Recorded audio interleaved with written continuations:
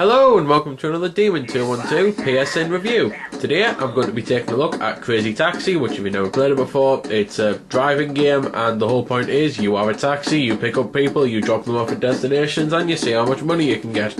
It really is as simple as that, and it's because it's that simple is what makes it fun, at least I think so. You can jump straight into the game if you want to, but you can view scoreboards, you can go to help and options, and the options on this are actually pretty good because you can choose, for example, how much time you get and how hard the game is because of time, because it's an arcade game, so you've got a timer basically. You can also choose your traffic difficulty, and quite frankly, anyone who's ever played a Burnout game or anything and swore at the traffic for being so annoying and getting in the way, you seriously need to try this game, because after you've played this for half an hour, you'll never complain at Burnout's traffic again. I've never been screwed over as much as this game screwed me over, but it's one of those. It's still a fun game, it's just sometimes you really can get screwed with like 4 huge trucks in 2 lanes so that you can't get past. So anyway, there's an arcade mode, there's an original mode, there's Crazy Box mode, and then you can view your records and change your name.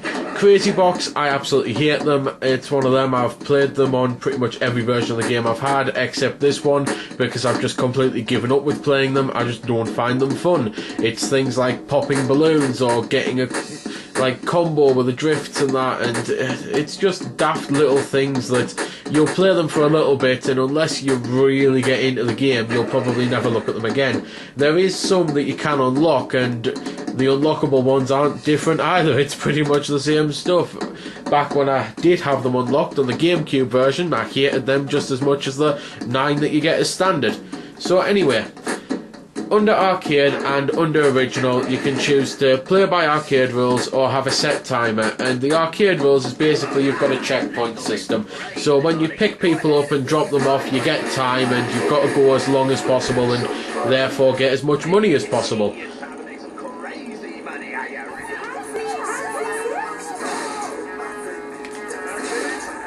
So, basic rule is, depending on what colour the person is that you pick up depends on how much money you've got.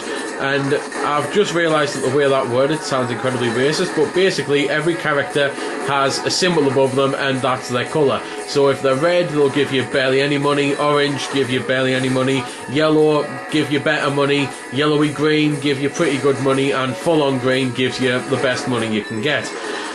And it's just basically you drive around and pick up different people and drop them off wherever they want to go. You can check where they're going by holding square, and pretty much the only things that you can do are brake, accelerate and go in reverse. It doesn't have any of the features that the newer games have. They've not done anything to it. It is just a port of the original game, so if you loved it, you'll still love it. If you don't like old games, then you'll pretty much hate this because it's totally different to anything that's out there today. If you do like old games, then give it a go, because as far as I'm concerned, it's one of those things that really is worth the hype. It's just fun. So, when you are running out of time, failing to find a character, you're basically screwed. There's one of them things that even if you pick someone up with 1 second left, the chances of you actually gaining enough time to get back into it is just like slim to none. And once you've finished that, then it brings up your earnings, it brings up your class, your ranking and things like that, and it's just basically a high score game. The original mode, as you might have figured, is totally different to the arcade mode. I will show why now by simply cutting into the arcade mode.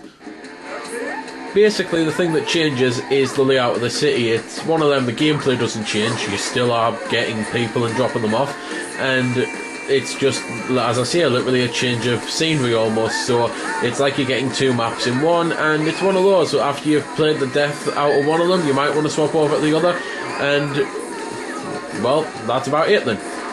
As you can see, there are some awkward glitches still left in the game, because while you're supposed to be able to be only just in the zone of picking people up and dropping them off, sometimes it can register as you not being in it at all, and well, that's a little annoying. So just try and make sure that you're in enough, I suppose, when you set yourself up. As you might have noticed, there's money flicking around, and that's from doing crazy stunts and that, and you get tips, but you only actually get that money if you successfully drop a person off.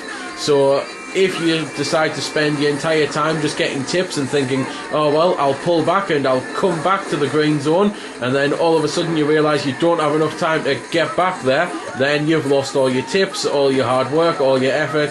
And to be fair, it's also a really poor strategy, because depending on when you drop them off depends on how much bonus of time you get. If you do it speedy when the time is still green, you get 5 seconds. If you do it normal when it's yellow, you get 2 seconds. And if you do it red, you get no extra bonus. So the only way to continually play the game is by constantly getting there speedily to get the extra 5-second bonus. There's 4 different cars to choose from, but I'll be honest, they pretty much barely play any differently at all, if at all, to be fair. It's one of those, I've pretty much only ever played as the same person, but I've never noticed the difference when playing as the others, when I've had to. And there's pretty much nothing really left to say about the game. It's just one of them. By now you've seen enough to know whether or not it's the type of thing that you'll enjoy playing.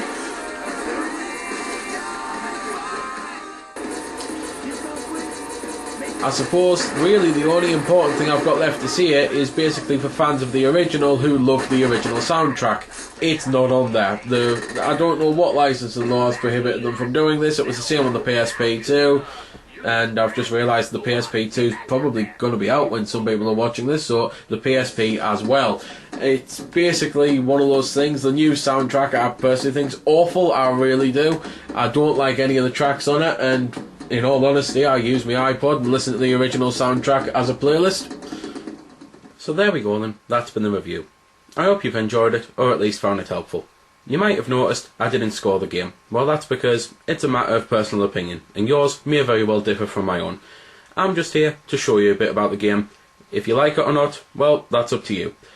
If you don't like it, or you do like it, feel free to comment. Also, if I haven't answered any of your questions that you may have had, I might have forgot something, or it might just be something obscure.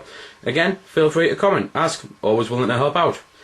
Otherwise, if you don't like commenting on YouTube, head over to www.vc-forums.com, where you can chat with me and a bunch of other lads who love the VC, the WiiWare, and hell, even a lot of other systems. We cater to pretty much everything. You can just go there, have a chat about a game, ask about some games, etc. So until next time, this has been Demon212, signing off.